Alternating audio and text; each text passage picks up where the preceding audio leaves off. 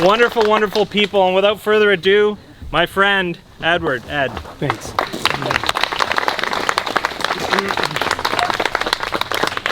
Where do I start? Thank you for all coming here today to see Derek. Where's Derek? There's Derek.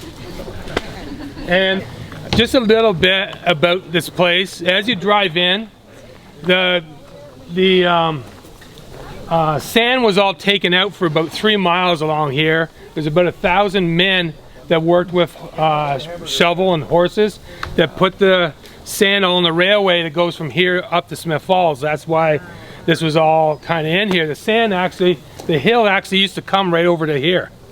So there was a lot of sand taken out of here. A lot of apple trees, pear trees, all in the area. But the men used to come down and go swimming here.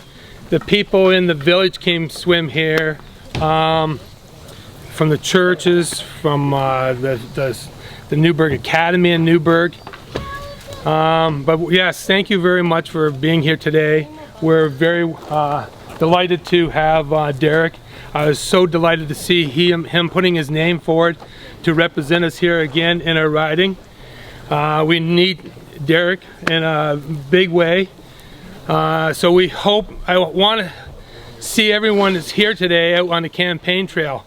We cannot sit idle in our homes, sit around, be complacent. We have to get out and support Derek, and we have to win this election.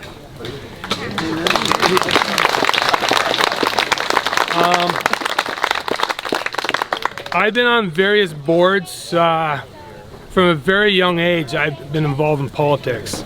I was on Derek's board here in LNA, and I'll have to tell you from the board, if anybody was on the board with myself, could they stand up? Stand up. I think Dan.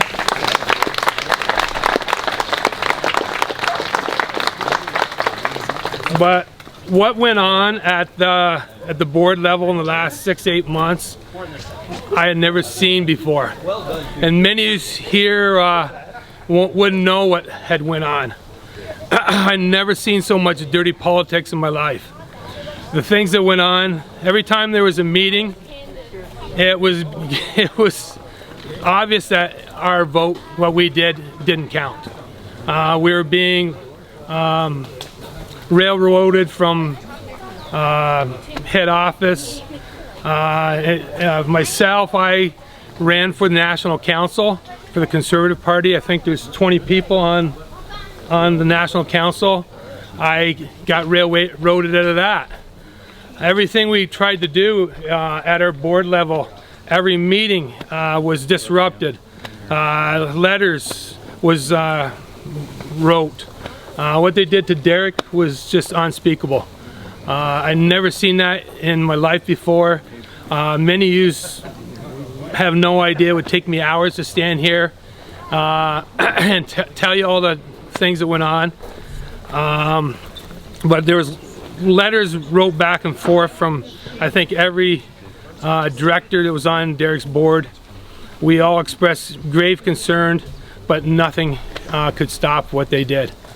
So we had no other alternatives but just to say we weren't going to operate no more. They basically took us down financially, physically, mentally, financially, in every respect. They just took us wars down. And I just wanted to tell you that's what went on. That's why we're here today. I still have the hat that says Team Sloan, but the X is through the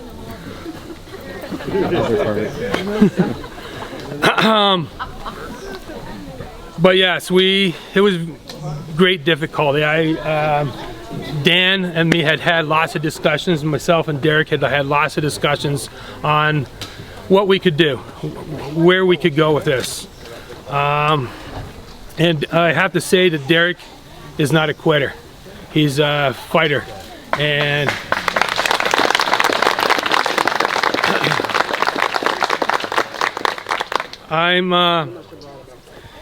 I actually still serve on Randy Hillier's board. I don't serve on the provincial board in this riding. I kind of put my trust in Randy Hillier. I've been on his board for a long time. You can have 3 members outside your riding on a board, and I happen to be on Randy's board in that up in Lanark. I'm also the guy here locally hitting up the No More Lockdowns in this area. If anybody wants to see me, wants to sign.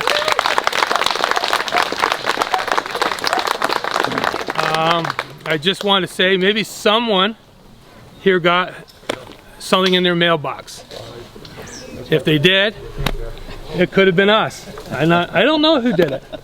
But we have over 7,000 flyers that have went out in mailboxes to alert people of what has been going on. We haven't had a local rally, but that's coming. I think we will have it sometime, maybe if there's another lockdown. I got something here. I guess I better get to the main agenda. Other than having this beautiful property, me and my wife, my son, we have been farmers here since 1927. That's what we do. My family has one of the larger agriculture farms actually in Ontario. Ourselves, we have pigs, veal, beef, we crop.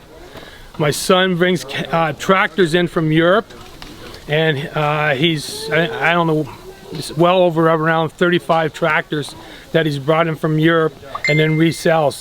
They're North American tractors, John Deere tractors, sent to Europe, sent back over here, and sold for $40,000 less than you can buy a tractor here. It's incredible. So don't stop that, Derek. We'll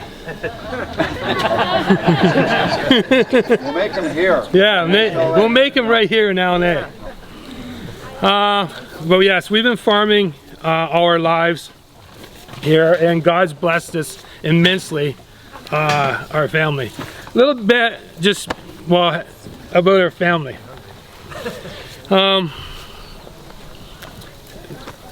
In Germany, there was a country called Palladium. Palladium, so actually I'm actually a Palladian. The last king of Palladium was an Embry. And King Embry, he made it that the Geneva Bible, that's the Bible that the actual Declaration of Independence for the USA was consecrated on, the Geneva Bible. He made that Bible and the Reformed Church, the Church of the State. What happened was a war that was actually worse than at the time of the First and Second World War, prior to that. And 500 of us made our way to England, but then on to Limerick, Ireland. Philip Embry, John Wesley White, was preaching in Ireland, and Philip Embry gave his heart to the Lord, and he became the first Methodist preacher in North America in New York. He's the founder of the Methodists, the Free Methodists, and actually the Brethren, and it kind of spills over into the Wesleyans. So we actually settled up into upper New York State, but because of the War of 1812, made our way into Canada and found churches from Montreal to Toronto, one of them being the church in Prescott. There was one in Brockville, and of course the Hay Bay Church. They were all founded by my ancestors. Preaching's not in my forte, but I like to preach.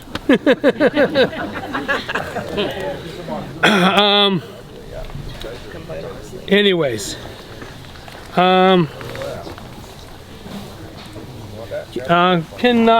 where's Faith?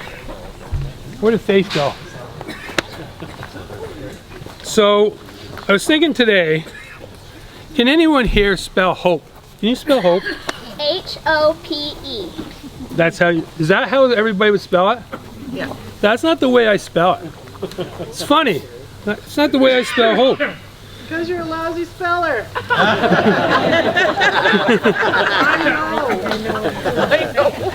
No, maybe it's I'm a little old-fashioned. Well, Newburgh and the Embreys have their own version. Think you'll like this. I spell hope this way, spelled D-E-R-E-K-S-L-O-A-N. Is that how we spell hope? I thought so. Hope spelled D-E-R-E-K-S-L-O-A-N stands for freedom. It stands for truth. It stands for accountability. It stands for respect. And above all, it stands for God. Ask yourself this. Can hope be spelled T-R-U-D-E-A-U? Can it be spelled that way? No? What about O apostrophe T-O-O-L-E? Can we spell hope that way? No way. You sure? Positive. Better yet, can the local spelling be B-O-S-S-C-O? Or K-R-A-M-P? Nobody's buying that?